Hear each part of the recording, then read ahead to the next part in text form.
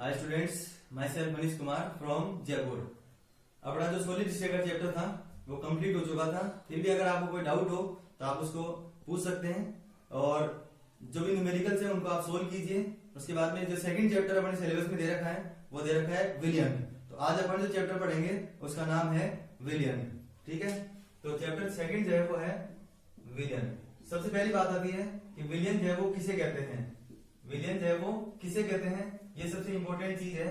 तो एक शब्द होता है मिश्रण। मिश्रण का मतलब होता है किन्हीं भी दो पदार्थों को आपस में मिलाया जाए। तो संभावना क्या होती है कि या तो दोनों के दोनों पदार्थ जो है पूर्ण रूप से विलय हो जाएंगे, अदरवाइज जो है वो विलय नहीं होंगे। अगर वो आपस में पूर्ण रूप से घुल जाते हैं, घुल जाते हैं तो मिश्रण प्राप्त होता है जिसको बोलते हैं समांगी मिश्रण। और उस समांगी मिश्रण जो है ना उसी का दूसरा नाम होता है विलयन। तो परिभाषा क्या होगी, दो या दो से अधिक पदार्थों के समांगी मिश्रण को विलयन कहते हैं। दो या दो से अधिक पदार्थों के समांगी मिश्रण को विलयन कहते हैं। यह हुई इसकी परिभाषा। दूसरी बात, इसमें जो दो पदार्थ हैं उनमें से एक पदार्थ है उसका नाम होगा विलय, दूसरा पदार्थ जो होगा उसका नाम होगा विलायक। और जैसे ही दोनों को मिलाया जाएगा तो प्राप्त होगा विलयन। तो दूसरी परिभाषा हो सकती है कि विलय और विलायक से मिलकर बने मिश्रण को, विलय और विलायक से मिलकर बने मिश्रण को विलयन कहते हैं। विलय और विलायक से मिलकर बने मिश्रण को विलयन कहते हैं। या फिर दो या दो से अधिक पदार्थों के समांगी मिश्रण को क्या कहते हैं, विलयन कहते हैं। ठीक है, ये हो गई इसकी परिभाषा। अब अगली जो बात आती है वो ये आती है कि दो पदार्थ जो अपने पास हैं उनमें से विलय कौन होगा और विलायक कौन होगा, इसकी पहचान कैसे करें। वैसे तो आज जो डिस्कशन किया जाएगा वो सब आपने 11 में पढ़ रखा होगा। तो विलय जो होता है ना, विलय वो होता है कम मात्रा में। विलय जो होता है ना वो होता है कम मात्रा में, और विलायक जो होता है वो होता है अधिक मात्रा में। तो अगर कोई पदार्थ है उसमें आपको मात्राएं दे रखी है कि इसकी मात्रा कम है इसकी ज्यादा है, तो आप पहचान कर सकते हैं कि जिसकी मात्रा कम होगी वो विलय होगा और जिसकी मात्रा ज्यादा होगी वो विलायक होगा। ठीक है, तो ये वही बात इनकी मात्रा के आधार पर। अच्छा, कंफ्यूजन हो तो आप ये देख लो, इसको ऐसे याद रख सकते हो कि विलय जो है ना वो छोटा लिखा हुआ है और विलायक जो है वो बड़ा है। मतलब इसको जब लिख रहे हैं तो इसका जो स्पेलिंग आ रहा है एक तरह से वो क्या छोटा है और इसका बड़ा है। तो कम मात्रा अगर है तो विलय और ज्यादा मात्रा है तो विलायक। तो सीधा समझ में आ गया होगा कि जब किसी चीज को मिश्रित किया जाएगा, मिलाया जाएगा तो उसकी मात्रा कम होती है हमेशा, और कम वाला जो है वो क्या कहलाएगा, विलय। मतलब जिसको घोला जाता है ना, घोला, वो क्या कहलाता है, विलय कहलाता है, विलय। ठीक है, उसके बाद में अगली जो बात आती है वो आती है कि जो विलय और विलायक से जो विलयन प्राप्त हुआ उसमें अपन पहचान कैसे करेंगे कि विलय कौन सा होगा और विलायक कौन सा होगा, और विलय कितने होंगे और विलायक कितने होंगे। तो अगर आप ये मान लें यहाँ पर कि कुल पदार्थों की संख्या हमारे पास है n का मतलब नंबर, कोई भी संख्या, कुल पदार्थों की संख्या अगर n है n, तो उसमें से जो विलायक है विलायक वो हमेशा एक होगा। कुल पदार्थों की संख्या कितनी हो, n, तो उनमें से विलायक हमेशा एक होगा और बाकी जो बचे हुए हैं ना n-1 वो होंगे विलय। जो n-1 होंगे वो विलय। जैसे मान लो अपने यहाँ पर दे रखा है बाइनरी सॉल्यूशन, मतलब जिसके अंदर दो अवयव उपस्थित होते हैं। तो दो अवयव में से विलय कितने हुए, एक, विलायक कितना हुआ, एक। लेकिन अगर तीन दे रखे होते, तो तीन में विलायक तो कितने होता, एक ही होता, लेकिन विलय जो है वो कितने होते हैं, दो। क्योंकि ये जो तीन है वो किसका मान है, n का। इसमें से एक को कम कर दिया क्योंकि एक विलायक हो गया, और जो तीन है उसको आप यहाँ पे रखोगे तो विलय का आंसर अपने पास आ जाएगा। तो इस तरीके से विलय और विलायक की संख्या का निर्धारण कर सकते हैं। क्लियर है, इसका मतलब यहाँ से एक निष्कर्ष भी आ गया कि एक विलायक में एक से अधिक पदार्थों को घोला जा सकता है।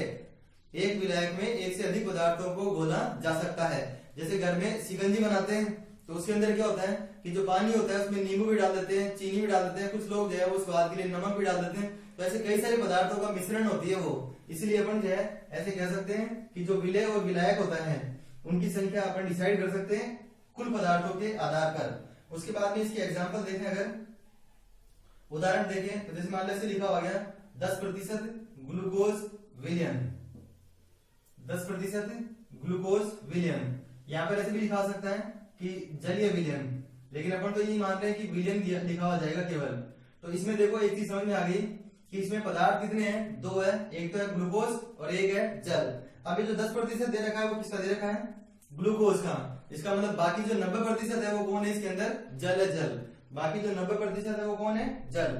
इससे ये निष्कर्ष आया कि जो 10% मात्रा है वो ग्लूकोज की है, इसलिए ग्लूकोज क्या हुआ यहाँ पर? विलय। कम मात्रा में होने के कारण ये क्या हो गया? विलय। ऐसे ही विलायक जो है वो 90% है इसके अंदर, जो कौन है? जल, इसलिए अपन इसको क्या मानेंगे? विलायक है। आगे बात समझ में। ऐसे और भी दे सकते हैं एग्जाम्पल कि 5% जलीय विलयन, एक्वस सॉल्यूशन है किसका? कॉपर सल्फेट का। कॉपर सल्फेट का 5% विलयन दे दिया गया और ऐसे कहा गया कि जो है ना इसमें विलय कौन है और विलायक कौन है?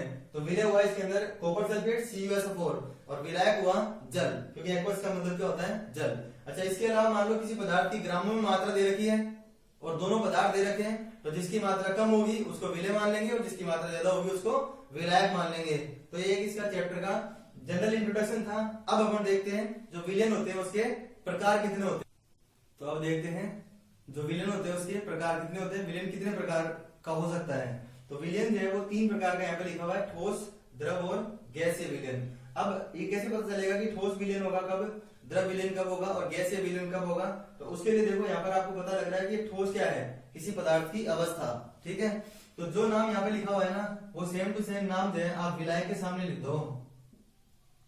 जो भी नाम लिखा हुआ है वो विलायक के सामने लिख दो, तो इस चीज की परिभाषा आ गई कि वे विलयन जिनमें विलायक ठोस होता है, वे विलयन जिनमें विलायक ठोस होता है, और विलय जो है ना विलय वो ठोस भी हो सकता है, द्रव भी हो सकता है और गैस भी हो सकता है। मतलब इसके अंदर तो कोई ऑप्शन नहीं है इसमें, लेकिन फिक्स है कि क्या आएगा, जो विलायक है वो कौन सा होना चाहिए, जो नाम है ना उसके अनुसार ही होना चाहिए।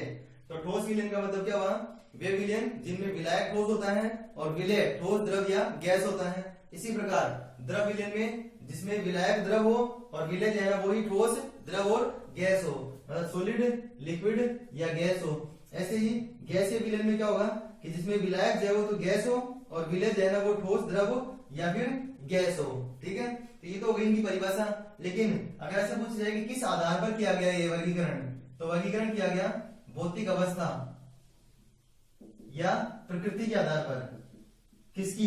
विलायक की। विलायक की भौतिक अवस्था, मतलब विलायक किस अवस्था में है उस हिसाब से अपन ने विलयनों को मुख्य रूप से 3 भागों में डिवाइड कर दिया। उसके बाद में यहाँ पर जो कॉम्बिनेशन आ रहे हैं, मतलब कुल भाग अगर देखे जाए तो कुल भाग जो है ना वो यहाँ पर होंगे 9। मतलब अगर ऐसे पूछ जाए कि ठोस विलयन मतलब मुख्य रूप से कितने भाग हैं, तो 3 है। लेकिन अगर कुल भागों की संख्या पूछी जाए आपसे कि विलयन जो है वो उसको कुल कितने भागों में बांटा गया है, तो आपका आंसर आएगा 9 आंसर आएगा। क्योंकि जो ठोस विलयन है उसको 3 भागों में बांट सकते हैं, ऐसे ही द्रव को बांट सकते हैं और ऐसे ही गैस को बांट सकते हैं। इनके उदाहरण भी पूछ सकते हैं। तो जैसे इसमें अपन ने क्या कर दिया, पहले जो लिखा हुआ है वो विलायक है और बाद में जो लिख रहा हूं ना मैं वो है विलय, ऐसे मानना है इसको। ऐसे ही गैसीय जो विलयन होता है उसमें भी क्या हो सकता है कि 3 कॉम्बिनेशन हो सकते हैं, जिसमें गैस जो है वो द्रव के साथ हो सकती है, गैस ठोस के साथ हो सकती है और गैस गैस के साथ हो सकती है। केवल अभी जो डिस्कशन अभी तक किया है ना अपन ने, उनमें जनरली कोई क्वेश्चन पूछा ही नहीं जाता है।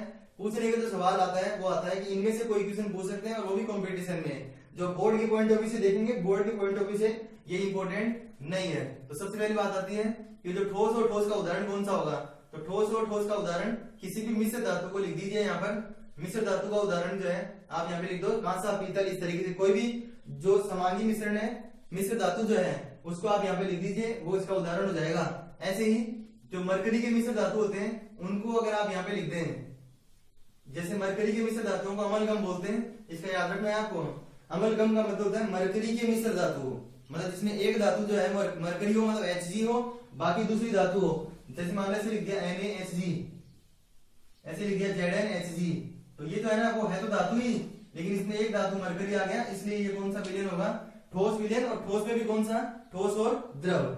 ऐसे ही ठोस और गैस के लिए बोला जाए तो कुछ धातुएं ऐसी होती है जो धातु की सतह के ऊपर हाइड्रोजन या जो गैसें होती है ना उनका अवशोषण कर सकती है, जैसे प्लेटिनम या निकल के ऊपर हाइड्रोजन गैस है उसका ग्रहण किया जाना। ऐसे ही इनके एग्जाम्पल तो आप बहुत आसानी से याद रख सकते हैं। द्रव की जगह पे आप H2 याद रख लो। ठोस अवस्था में चाहे इसके अंदर नमक बोल दो, चाहे इसे ग्लूकोज C6H12O6 कुछ भी बोल दो।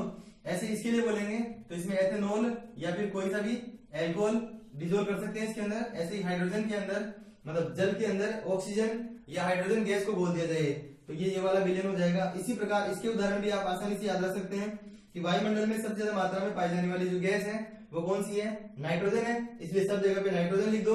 उसके बाद में ठोस के रूप में यहाँ पर जो है अपन लिखते हैं नेफ्थलीन, और अगर ये नेफ्थलीन याद न हो, वैसे नेफ्थलीन को कपूर बोलते हैं, नेफ्थलीन याद नहीं हो तो यहाँ पे आयोडीन याद रख सकते हैं आप। द्रव के रूप में याद रखेंगे तो द्रव के रूप में यहाँ पर आता है क्लोरोफॉर्म, और गैस के रूप में कोई सी भी गैस लिख दो इसके साथ, वो हमेशा इससे कम मात्रा में ही होगी। क्या बताया मैंने यहाँ पे, ठोस अवस्था में नेफ्थलीन, जिसको घरेलू लैंग्वेज में कपूर बोलते हैं। अगर इसका फॉर्मूला पता लगाना हो तो नेफ्थलीन जो है उसका सूत्र ये होता है, ये ऑर्गेनिक केमिस्ट्री में आता है, ये है नेफ्थलीन, एरोमेटिक यौगिक होता है ये। ऐसे ही गैस होती है, गैस वो नाइट्रोजन, और द्रव अवस्था में क्लोरोफॉर्म जो निश्चितक के रूप में काम में आता है। ऐसे ही गैस और गैस, तो यहाँ पर N2 और O2, N2 के साथ कोई सी भी गैस लिखते तो वो गैस मिश्रण ही होता, और कॉम्बिनेशन कौन सा होता, गैस और गैस का। तो ये अपने पास एक विलयनों के जो 3 प्रकार होते हैं उसके बारे में डिस्कशन। अगली जो बात आती है वो आती है कि जैसे मान लो आपको क्वेश्चन पूछ दिया जाए कि वायु किस प्रकार का मिश्रण है, तो वायु तो जो है वो गैसीय मिश्रण है, और गैसीय मिश्रण होने की वजह से विलयन कौन सा हुआ, गैसीय विलयन हुआ। ठीक है, ऐसे ही मान लो ऐसे बोला जाए कि दूध जो है ना, दूध वो किस प्रकार का मिश्रण है, तो दूध जो है ना वो पहली बात तो विलयन होता ही नहीं है। दूध जो है वो विलयन नहीं होता क्योंकि उसके अंदर जो है चिकनाई ऊपर की ओर होती है, मतलब समांगी मिश्रण नहीं होता, वो विषमांगी मिश्रण होता है, जिसको 5th चैप्टर में अपन पढ़ेंगे, कोलोइड वाले चैप्टर में। इसका मतलब इस तरीके से आपको पता लगाना होगा कि कौन सा समांगी मिश्रण है और कौन सा विषमांगी मिश्रण है। ठीक है, तो ये हुआ अपने पास। इससे आगे जो नेक्स्ट टॉपिक अपना होगा वो विलयन की सांद्रता के लिए पढ़ेंगे अपन आगे नेक्स्ट क्लास के अंदर। उससे पहले एक छोटी सी रिक्वेस्ट है आपसे कि जैसे आपका एक चैप्टर कंप्लीट हो गया है, सेकंड चैप्टर पढ़नी स्टार्ट कर ही दिया है, तो आप स्टडी जो है उसको सीरियसली लीजिए, और अब थोड़ा सा जो चैनल है उसके अंदर थोड़े से आपको थोड़ा दिमाग यूज करना है, क्योंकि एक्चुअल में क्या होगा कि ये सॉल्यूशन चैप्टर इंग्लिश मीडियम वालों को मैंने कंप्लीट करवा दिया, अब हिंदी मीडियम का स्टार्ट हो गया, तो कहीं आपको कंफ्यूजन हो तो आप जो है चैनल की जो प्लेलिस्ट होती है, प्लेलिस्ट उसके अंदर जाइए और उसमें आपको मिल जाएगा कि क्लास 12 केमिस्ट्री हिंदी मीडियम, तो हिंदी मीडियम वाले में आपके जो चैप्टर मिल जाएंगे। ऐसे ही कोई इंग्लिश मीडियम का है तो उनको इंग्लिश मीडियम के मिल जाएंगे।